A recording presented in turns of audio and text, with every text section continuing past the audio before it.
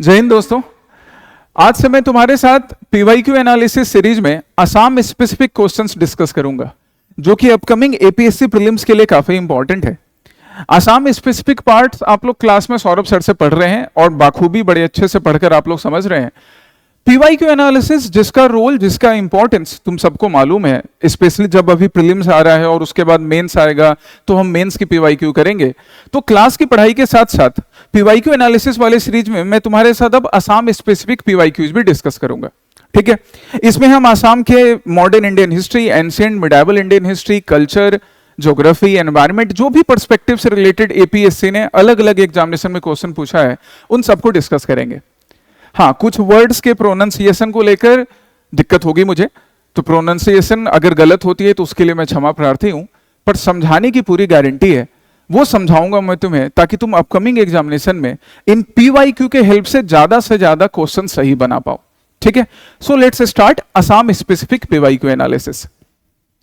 पहला क्वेश्चन जो Assam specific PYQ analysis में अभी है, रिसेंटली एपीएससी ने पूछा है and it's equally important for your upcoming examination कि who was the president of Swaraj party in Assam during the Indian national movement. अब यहां पे डिग्नेटरीज का नाम दिए हुए हैं ऑनरेबल स्वर्गीय विष्णुराम मेधी, स्वर्गीय तरुणराम फुकन, स्वर्गीय महेंद्र मोहन चौधरी एंड स्वर्गीय गोपीनाथ बोरदोलोई, जिन्हें भारत रत्न की उपाधि से भी सम्मानित किया गया। इन चारों में से स्वराज पार्टी के प्रेसिडेंट असम में कौन बने थे, यह क्वेश्चन पूछा गया है। पीवाईक्यू एनालिसिस का पर्पस सिर्फ आंसर जानना नहीं होता है। आंसर तो मैं तुम्हें भी बता दूंगा, या तुम में से कई लोगों ने आंसर पहले पढ़े या रटे होंगे, लेकिन पीवाईक्यू एनालिसिस का पर्पस उसके हर एस्पेक्ट को देखना है। तो सबसे पहले तो हमें स्वराज पार्टी के बारे में मालूम होना चाहिए कि यह स्वराज पार्टी क्या है। स्वराज पार्टी, स्वराज पार्टी जिसका फाउंडेशन जनवरी 1923 में होता है, इसके पीछे कहानी क्या है।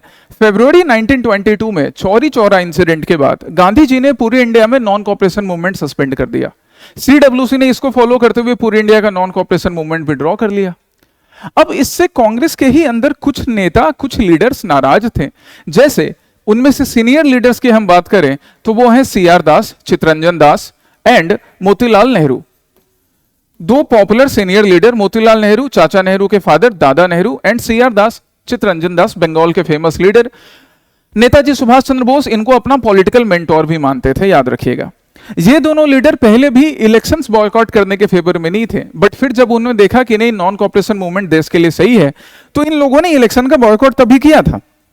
अब जब नॉन कॉपरेशन मूवमेंट सस्पेंड हो चुका है, विड्रॉ किया जा चुका है, तो फिर इन लोगों ने बोला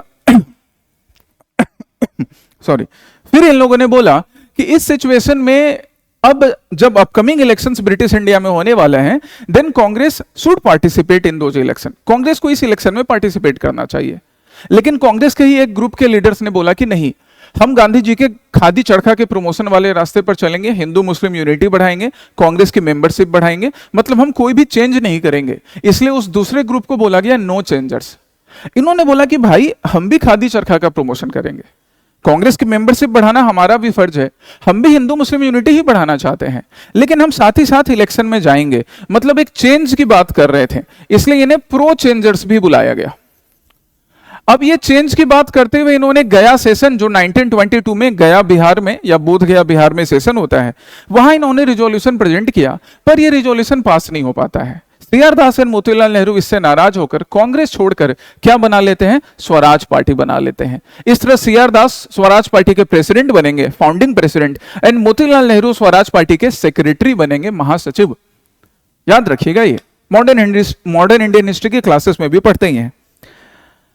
अब फिर गांधी जी जो अभी जेल में है, उन्होंने जेल से ये सारी चीजें देखी और उन्होंने वहीं से एक मैसेज भेजा कि कांग्रेस फिर से सूरत स्प्लिट वाले सिचुएशन में ना जाए। ठीक है, अगर स्वराज पार्टी के मेंबर, एक पार्टी तो बन चुकी है, लेकिन ये एक्चुअली में ना कांग्रेस की पार्लियामेंट्री विंग या कांग्रेस के पार्लियामेंट्री ग्रुप के फॉर्म में वर्क करेगी। गांधी जी ने बोला कि स्वराज पार्टी अपने आप को कांग्रेस से अलग ना समझे, ये कांग्रेस का ही पॉलिटिकल विंग है या पार्लियामेंट्री विंग है। आप कांग्रेस के पॉलिटिकल विंग के नाम से इलेक्शंस में पार्टिसिपेट कीजिए। स्वराज पार्टी के लीडर ने भी ये बात मान ली। इस तरह से कांग्रेस खिलाफत स्वराज पार्टी या स्वराज पार्टी इलेक्शन में पार्टिसिपेट करती है और अच्छा परफॉर्म भी करती है। और बाकी डिटेल्स हम फिर मॉडर्न इंडियन हिस्ट्री के क्लासेस में पढ़ते भी हैं। यहां एटलीस्ट हमें इतना डिटेल जानना जरूरी था। अब हम आते हैं यहां पर कि आसाम में स्वराज पार्टी के लीडर्स कौन कौन से थे। तो आसाम में स्वराज पार्टी के प्रेसिडेंट के बारे में क्वेश्चन पूछ रहा है। स्वराज पार्टी के प्रेसिडेंट के अलावा आसाम में स्वराज पार्टी से रिलेटेड कई इंडियन नेशनल कांग्रेस के लीडर हैं, क्योंकि ऑब्वियसली इंडियन नेशनल कांग्रेस के लीडर से ज्वाइन करेंगे। इंडियन नेशनल कांग्रेस में ही सीआर दास एंड मोतीलाल नेहरू थे जिन्होंने स्वराज पार्टी बनाया था। तो जहां तक प्रेसिडेंट की बात है, तो प्रेसिडेंट है स्वर्गीय तरुण राम फुकॉन। यस, स्वर्गीय Tarun Ram Phukan he played the role of president of Swaraj party in Assam. Swaraj party का ब्रांच जो आसाम में बना, उसके प्रेसिडेंट का रोल कौन प्ले करते हैं? स्वर्गीय तरुण राम फुकॉन। आसाम, भारत अपने देश में नेशनल मूवमेंट में अपना योगदान देने के लिए इन्हें पॉपुलरली देशभक्त के नाम से भी नवाजा गया, देशभक्त के नाम से बुलाया जाता है। He is popularly known as Deshbhakt, याद रखिएगा। और इसलिए इनके डेथ एनिवर्सरी 28 जुलाई को, ये इनकी डेथ एनिवर्सरी है, 28 जुलाई को देशभक्ति दिवस के रूप में मनाया जाता है। 28 जुलाई देशभक्ति दिवस, याद रखिएगा इस बात को, 28 जुलाई देशभक्ति दिवस। आगे हम बढ़ते हैं अब। तो स्वराज पार्टी के प्रेसिडेंट के फॉर्म में इन्होंने अपना रोल प्ले किया, और स्वराज पार्टी जिस तरह से इलेक्शंस में कंटेस्ट करना चाह रही थी, इन्होंने भी कंटेस्ट किया स्वराज पार्टी की तरफ से। वैसे तो तरुण राम फुकॉन एक गांधीयन नेशनलिस्ट हैं, लेकिन साथ ही साथ सीआर दास, चितरंजन दास के साथ भी एसोसिएटेड थे। सीआर दास के बारे में भी आप पढ़िए, इनसे रिलेटेड भी क्वेश्चन एग्जाम में आते हैं इंडियन हिस्ट्री से। सीआर दास के साथ एसोसिएट होने की वजह से इन्होंने स्वराज पार्टी के साथ भी जुड़ना स्वीकार किया, और स्वराज पार्टी के पहले प्रेसिडेंट के फॉर्म में आसाम में अपना रोल प्ले करते हैं। Apart from this, Swaraj party में अपना रोल प्ले करने के अलावा इन्होंने और एक इंपॉर्टेंट रोल प्ले किया, क्या? In forming the Assam branch of Indian national Congress. INC के आसाम ब्रांच के फॉर्मेशन में he played a very important role along with other leaders, and that's why he also elected the first president of Assam branch of INC। INC के Assam branch के पहले elected president भी बने। इनकी पढ़ाई की जहां तक हम बात करें, तो उन्होंने कॉटन कॉलेजिएट से अपनी इनिशियल पढ़ाई की, आगे जाके लॉ की पढ़ाई भी करते हैं, पर वापस अपने देश लौटते हैं, तभी तो देशभक्त बुलाया जा रहा है। अपने देश के लिए लॉयर का काम करते हैं, और साथ ही साथ तभी जो अर्ल लॉ कॉलेज गुवाहाटी में हुआ करता था, अर्ल लॉ कॉलेज, जिसे प्रेजेंट में Vishnu Ram Medhi government law college या बीआरएम लॉ गवर्नमेंट कॉलेज के नाम से बुलाया जाता है, उस कॉलेज में इन्होंने लेक्चरर का रोल भी प्ले किया था। लेक्चरर का रोल भी प्ले किया, Vishnu Ram Medhi government law college के नाम से बुलाया जाता है। तो आगे जाकर इन्होंने लेक्चरर का रोल भी प्ले किया अर्ल लॉ कॉलेज में, जो अभी विष्णु राम मेधी या बीआरएम गवर्नमेंट लॉ कॉलेज के नाम से जाना जाएगा। ड्यूरिंग नॉन कॉपरेशन मूवमेंट इन्होंने एक और इंपॉर्टेंट रोल प्ले किया था, जहां से क्वेश्चन आ सकता है। जब प्रिंस ऑफ वेल बॉम्बे पहुंचता है, तो पूरे इंडिया में इसका बॉयकॉट चल रहा था। गुवाहाटी में इसका बॉयकॉट करने के लिए एक हड़ताल ऑर्गेनाइज किया गया, जो ऑलमोस्ट कंप्लीट हड़ताल था, मतलब काफी पॉपुलरली ऑर्गेनाइज किया गया।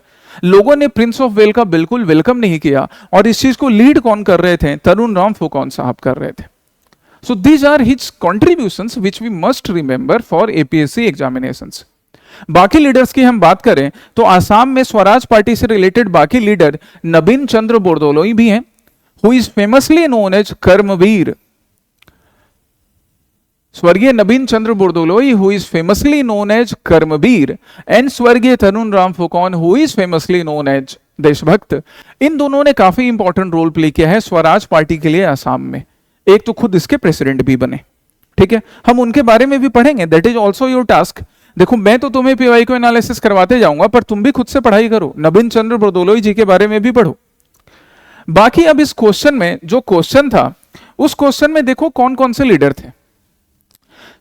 तरुण राम फुकॉन जी के बारे में हमने पढ़ाई कर ली। अब विष्णु राम मेधी, महेंद्र मोहन चौधरी एंड गोपीनाथ बोरदोलोई हैं, तो हम इन सब के बारे में भी इंफॉर्मेशन गैदर करते हैं, जो हमारे एग्जामिनेशन के लिए इंपॉर्टेंट है।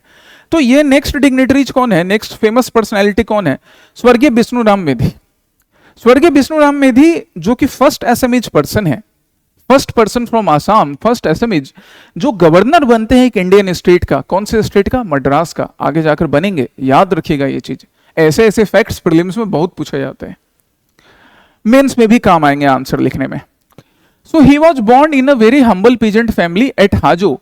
हाजो में इनका जन्म होता है, गुवाहाटी के पास ही। पढ़िए आप हाजो के बारे में, क्योंकि हाजो एक हिस्टोरिक एंड रिलीजियस इंपॉर्टेंस की प्लेस है।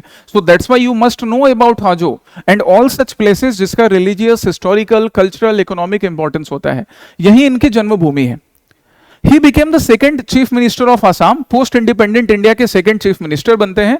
Obviously first chief minister Bharat Ratna Gopinath Bordoloi ही हैं। उनके बाद ये सेकंड सीएम बनेंगे, और सीएम बनने के बाद अपना जो उन्होंने काम किया, सीएम बनने के बाद नेक्स्ट टेन्योर इन्होंने गवर्नर ऑफ मद्रास के रूप में भी अपना नेक्स्ट टेन्योर फुलफिल किया था अच्छे तरीके से।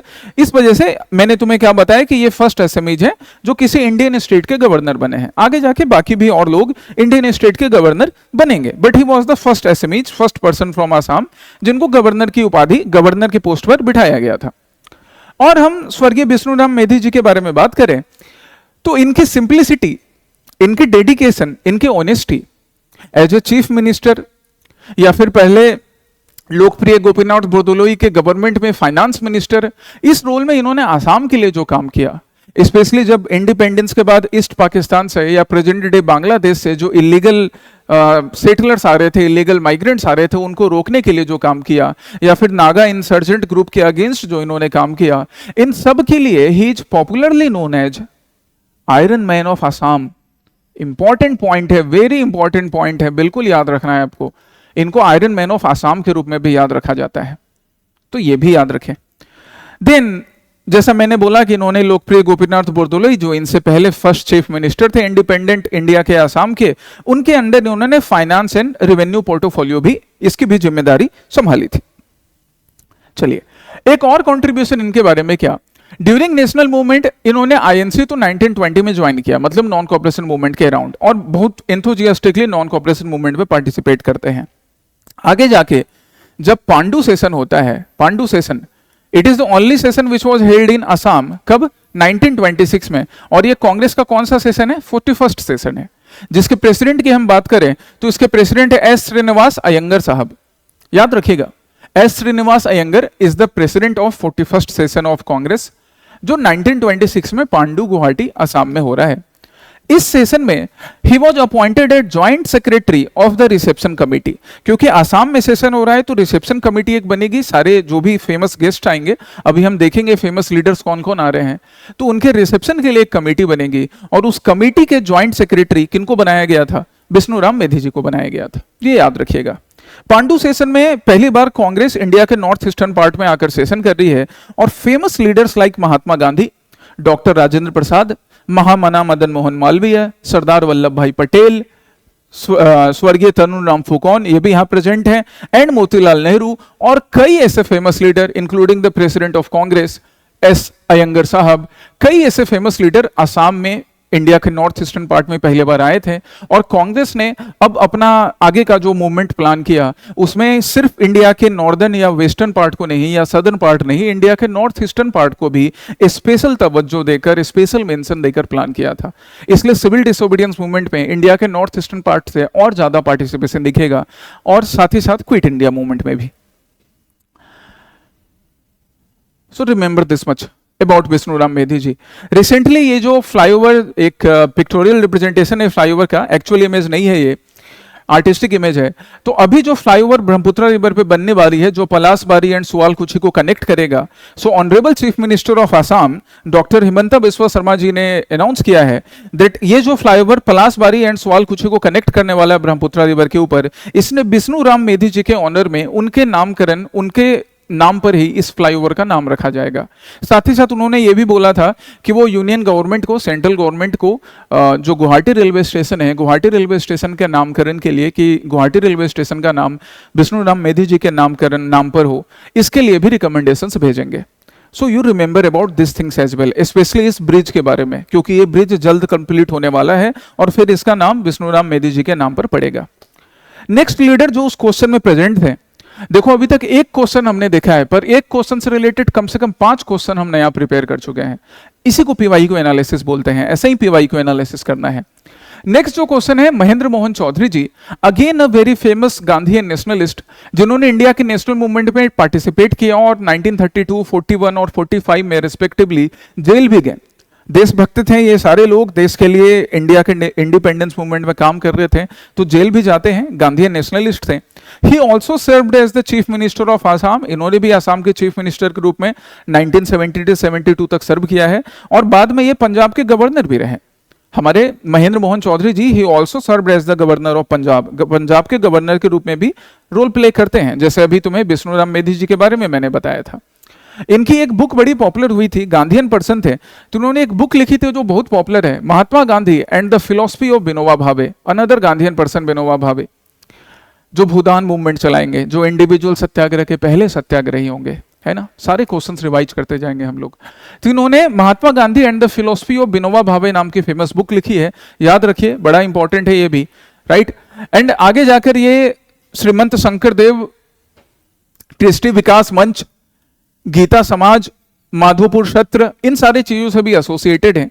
पंजाब में एज ए गवर्नर, जब पंजाब के ये गवर्नर थे, तो इन्होंने वहां पे श्रीमंत शंकरदेव चेयर, पंजाबी यूनिवर्सिटी जो कि पटियाला पंजाब में है, वहां पे श्रीमंत शंकरदेव को डेडिकेटेड एक डिपार्टमेंट, एक चेयर एस्टेब्लिश किया, जिससे श्रीमंत शंकरदेव के वैष्णवाइट मूवमेंट को या श्रीमंत शंकरदेव के आसाम के कल्चर को प्रमोट करने का जो कार्य था वो और ज्यादा बढ़िया हो पाया।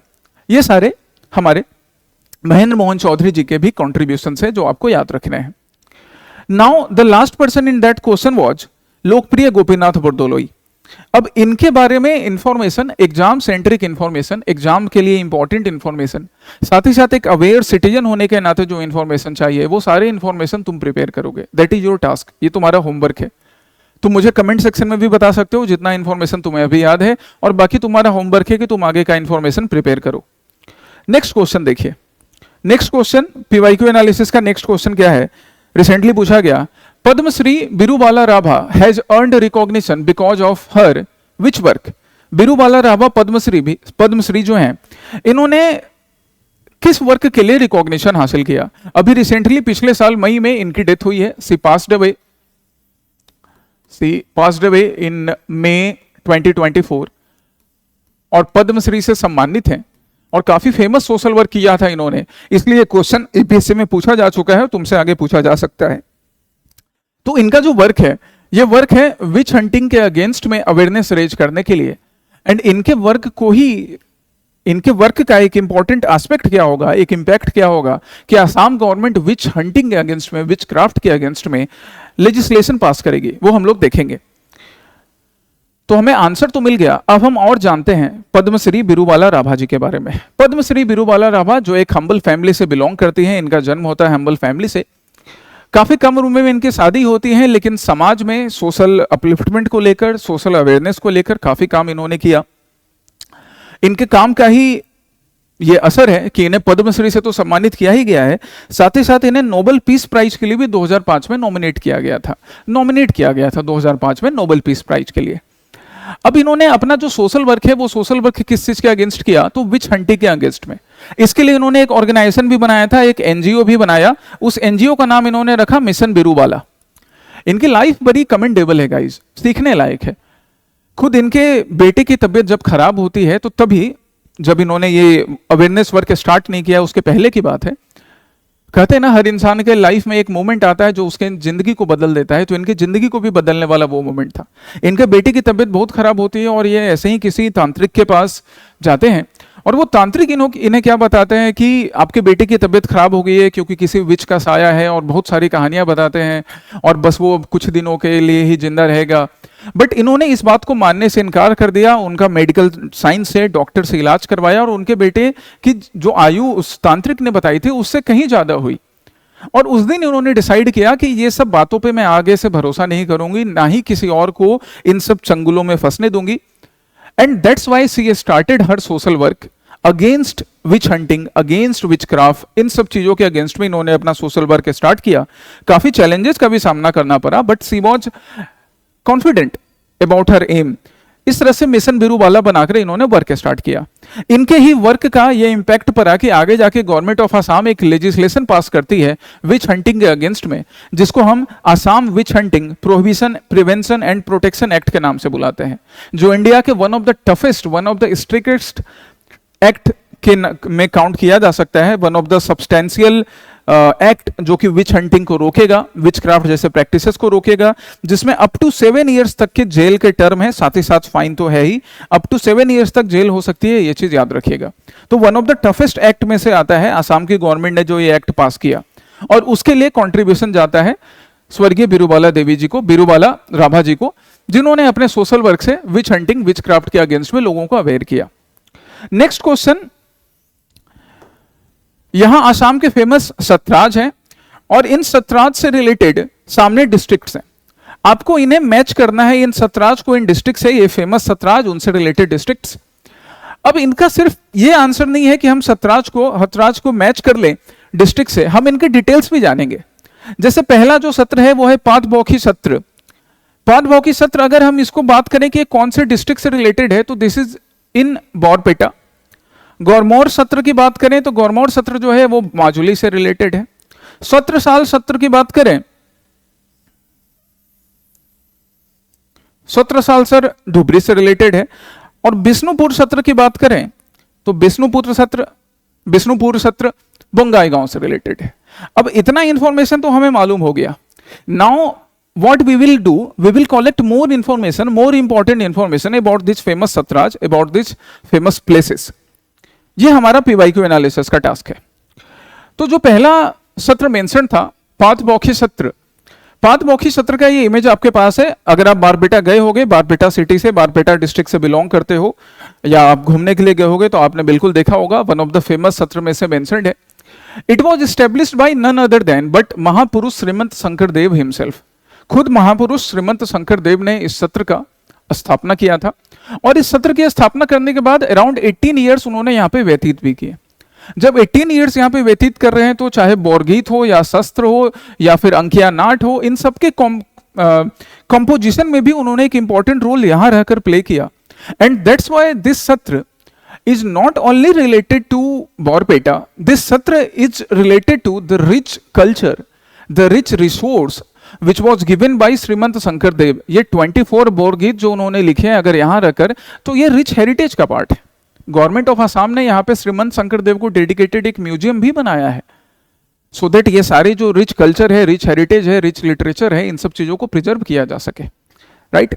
आगे जाकर श्रीमंत शंकरदेव के बाद आगे और भी फेमस भक्ति मूवमेंट के सेंट, वैष्णवाइट मूवमेंट के सेंट, जैसे श्रीमंत श्री माधव देव, श्री दामोदर देव, श्री हरिदेव, इन लोगों ने भी इस सत्र में टाइम गुजारा।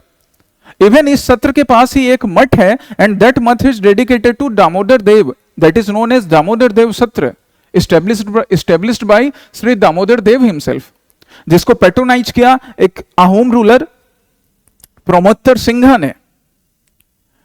सो this much information we will remember, इतना इंफॉर्मेशन हम पातबौखी सत्र के बारे में याद रखेंगे। नेक्स्ट है गौरमोर सत्र माजुली का।